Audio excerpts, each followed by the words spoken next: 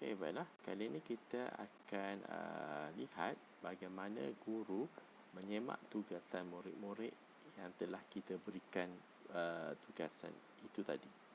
Okey, baiklah. Kita buka dahulu kelas di mana di bahagian classwork, bahagian tajuk yang telah kita hantar kepada murid-murid. Katakanlah kita telah pun menghantar beberapa tugasan kepada murid-murid. Jadi buka saja subjek ataupun tugasan yang kita berikan. Okey, di sini cikgu akan dapat lihat murid-murid yang telah pun menyiapkan bahan-bahan yang telah kita sertakan ataupun assignment yang kita berikan kepada mereka. Okey, di sini kita akan lihat 5 orang telah pun handle in, telah pun menghantar, dan 19 orang lagi masih lagi belum menghantar. Sebab itulah kita arahkan pada murid-murid supaya klik pada turn in ataupun mark as done.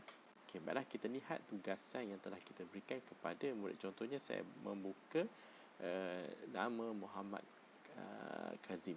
Okey, kalau kita lihat di sini ada 2 gambar yang telah pun Muhammad Kazim ni hantar kepada cikgu untuk disemak. Okey, manakala kita tengok Muhammad Badli tidak ada. Maknanya ini bermaksud ada sesetengah murid yang akan buat tugasan yang kita berikan dan snap hantar kepada kita untuk semak. Contohnya saya buka dahulu yang pertama, 2 gambar. Gambar yang pertama di mana murid ini telah pun menangkap gambar dan menghantar kepada guru untuk disemak. Jadi cikgu boleh semak dengan menggunakan kemudahan Google Classroom ini. Okay, kita buka dahulu Google Classroom ataupun fail yang telah dihantar oleh murid. Okay, mungkin akan mengambil masa berdasarkan resolusi kamera yang kita ambil. Sebab itulah saya beritahu sebelum ini bahawa kita setkan kepada low dia punya grafik ataupun low resolution supaya senang kita upload. Okey, kita lihat di sini. Kita tengok di sini, ini adalah tugasan yang telah saya berikan kepada murid ini. Dan untuk itu kita perlu menyemak dengan bagaimana? Kita klik pada gambar pensil di atas ni. Okey, di situ cikgu akan lihat di gambar dia melintang. Sebab apa? Ini berdasarkan high resolusi gambar yang telah kita menggunakan handset kita tadi. Okey, kita klik pada pen, pilih saja warna merah ataupun warna sebagainya, dan kita boleh besarkan dengan menggunakan 2 jari kepada tulisan ini. Okey, di dalam situ kita boleh cek. Katakanlah kita adalah kesalahan-kesalahan yang kita perlu highlightkan. Okey, mungkin di sini P huruf besar. Okey, mungkin ini kita boleh highlightkan sebagai kesalahan yang perlu kita tekankan kepada mereka. Okey, begitu juga dengan tulisan. Okey, baiklah, kita boleh tuliskan nota di sini, baiki tulisan.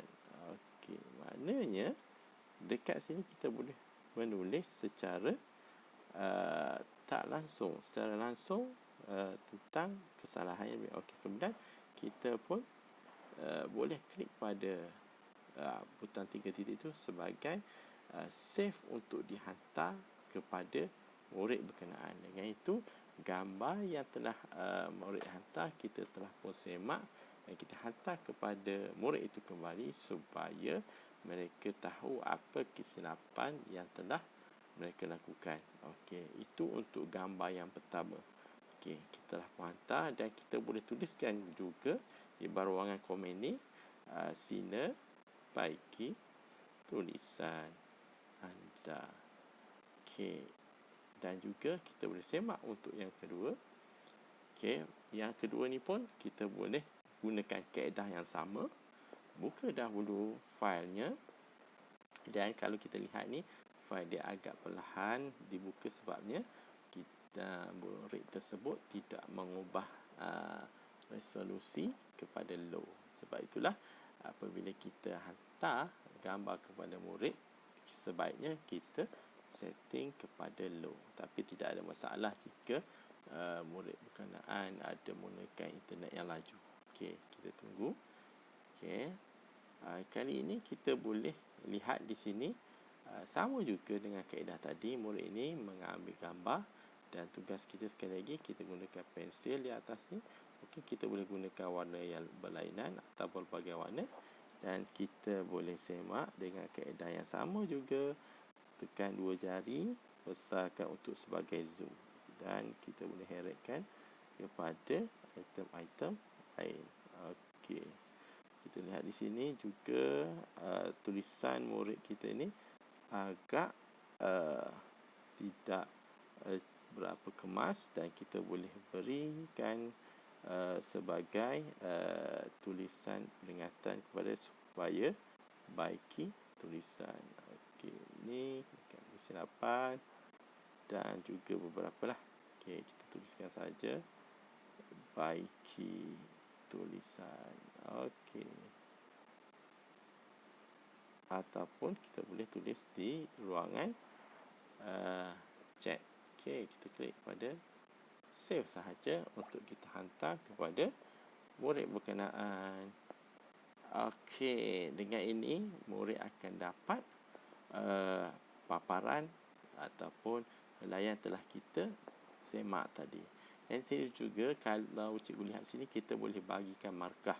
Markah ni sekiranya cikgu rasa perlu, cikgu letaklah markah. Kalau tidak perlu, cikgu sekadar hantar apa yang ada di sini saja. Okey, kemudian untuk item return ni maksudnya cikgu minta murid berkenaan buat semula berdasarkan soalan-soalan tadi.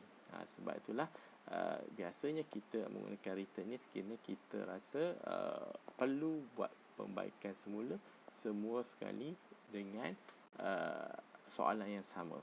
Okey. Dan cikgu boleh buka yang murid yang lain juga menggunakan kaedah yang sama. Okey, sekian saja.